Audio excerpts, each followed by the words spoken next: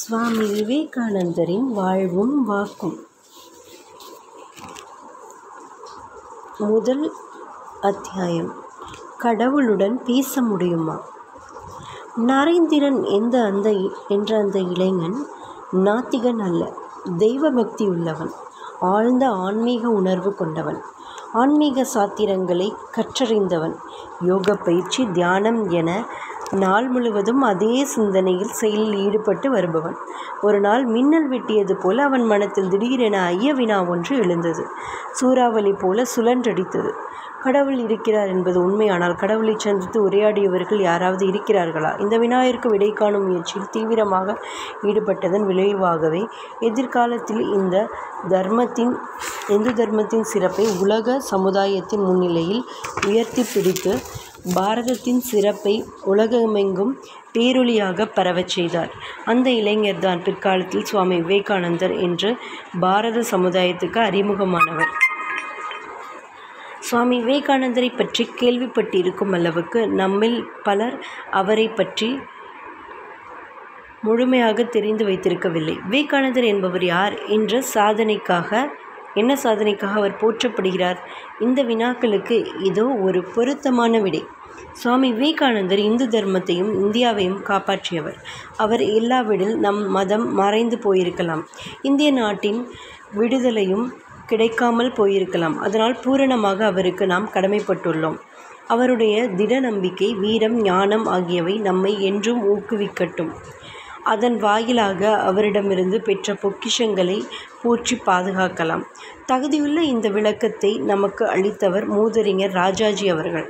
அருள்மிகு ராமகிருஷ்ண பரமஹம்சரை தமது ஆன்மீக குருதேவராக சுவாமி விவேகானந்தர் வரித்து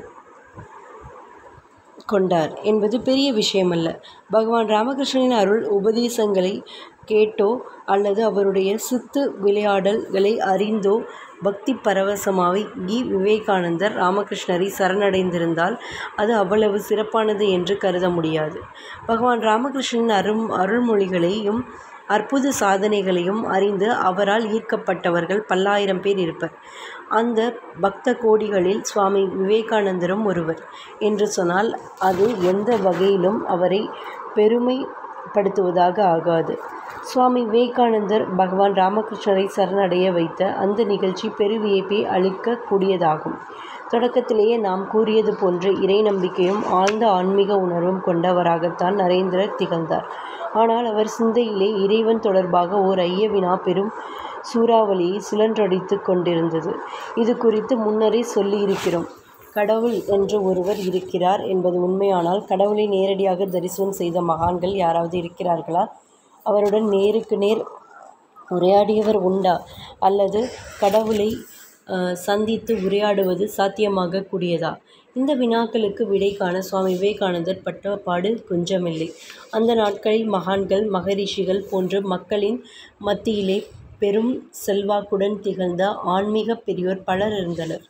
விவேகானந்தர் அவர்களையெல்லாம் அணுகி தமது சிந்தைக்குள் குமுறி கொந்தளித்து கொண்டிருந்த ஐய வினாக்களை அவர்களிடம் எழுப்பி ஐயந்தீர்க்குமாறு கேட்டுக்கொண்டார். அவருடைய வினாக்களை செவிமடுத்த மகான்கள் எனப்பட்டவர்களில் சிலர் குழப்பமடைந்தனர், சிலர் மிரட்சி அடைந்து அவரிடமிருந்து விலக முயன்றனர், சிலர் அசட்டு புன்னகை செய்து மழுப்பினர். ஆனால் விவேகானந்தரின் ஐய வினாவிற்கு யாராலும் விடையளிக்க முடியவில்லை.